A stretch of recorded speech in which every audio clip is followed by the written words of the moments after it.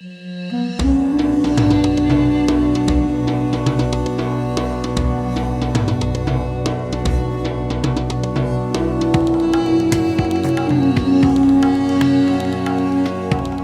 Yang, Senior Analyst at JLC Network Technology. Victor, I wanted to get your thoughts. What's the expectation? What do the China National People's Congress need to do you think, or announce in order for the Chinese consumer to be willing to open their wallets and spend some money? Well, that's a good question.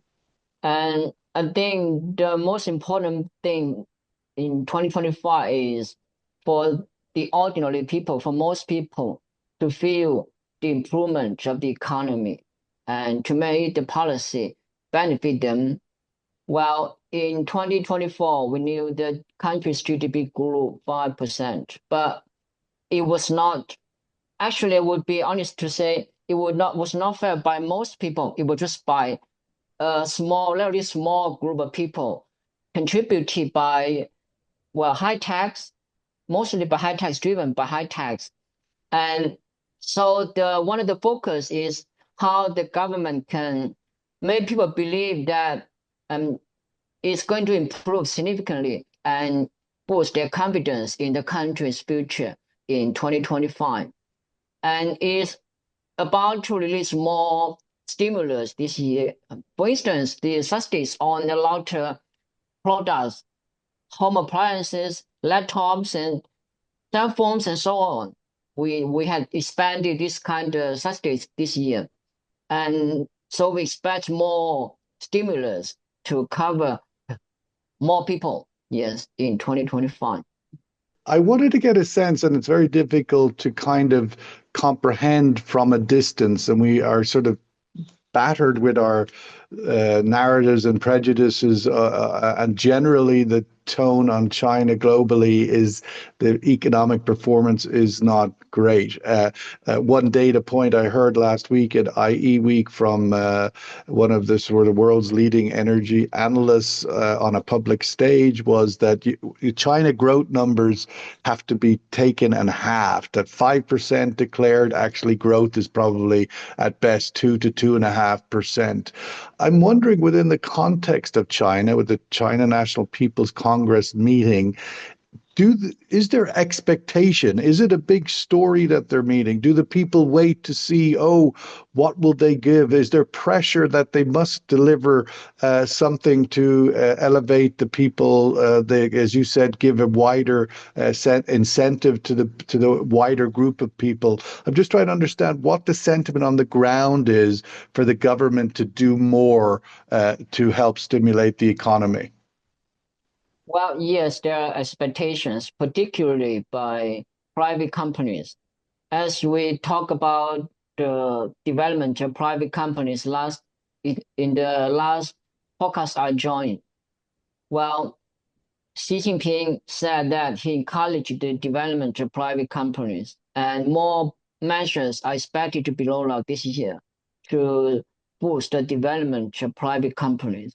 As we know, China now relies a lot on high-tech development and innovation. And you know what companies are most innovative in China? Not state-owned companies, only private companies.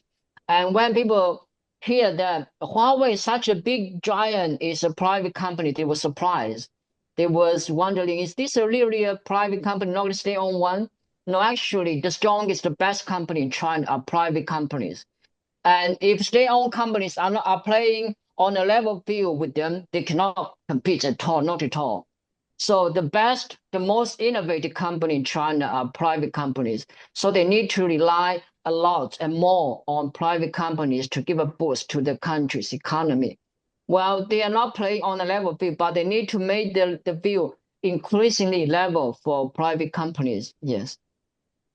And in that regard, we are expecting this week the Chinese National People's Congress, I mean, putting aside whatever people's expectation is, the sort of general reporting indication seems to be that the Chinese National People's Congress, the leadership, the political leadership of China, will once again set out the target of 5% GDP growth for the year. Is that correct? Does that seem to be the consensus position? Yes, well, that's widely expected. And now all the Chinese provinces had announced their targets for the GDP targets for 2025, and it was the average of 5% for 2025. So we expect the country will announce the same GDP growth target. It's very important because it's important to maintain certain growth to keep up with the to maintain social stability to ensure job employment. But at the same time, the country is now pushing forward with some structural adjustment, kind of structural transition. So it needs to combine these two. And as you know, well, we are now in a well time, we face a lot of challenges, well, not just domestically, but also internationally, including the tariff from the United States. So the country needs to strike a balance between this industrial transition and certain growth to ensure job employment, yes, and stability, yes.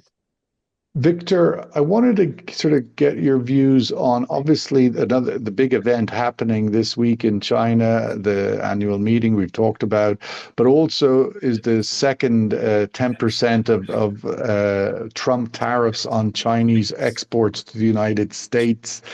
In the first tariff that was announced about a month ago by the Trump administration, the Yes. Chinese government didn't really react. They did some targeted counter tariffs.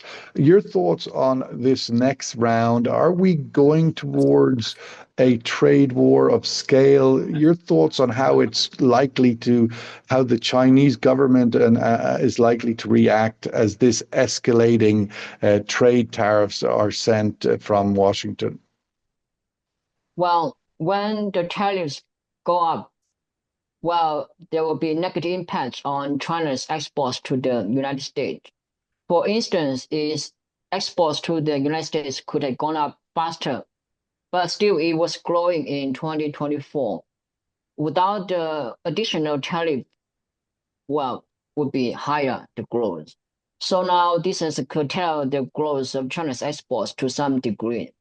And China has rolled out some counter measures, for instance, raising the tariff on US crude. And as we know, China imported close to 10 million metric ton of crude from the United States last year. That was not very large, but there's still quite some, yeah, some volume. And in 2025, is imports from the United States will drop, probably drop because of the additional tariffs too. So this would impact negatively the two countries' trade to some degree, that's for sure. And China I has mean, been, yeah, China does import a lot of agricultural products yes, from the United States. yes. Yes, and it's also looking for alternatives too, has been doing so. So, such as from Brazil and some other countries, well, so long as they can find alternatives, yes. We also saw, just to follow up on that, despite all of this stress the Chinese economy is under and this sort of oversupply capacity of real estate problem and others, that we still saw the PMIs for manufacturing come in for February today over the weekend, and they went to positive. Manufacturing in Yeah. China moved to growth. It's an amazing data point, which indicates that there's still life in that old dog yet, as the saying goes. Yes, 50.2 for, yes, for last month, yes. Well, and it's now kind of resuming. I mean, the industry, I mean, the confidence is coming back gradually, particularly after the Chinese New Year.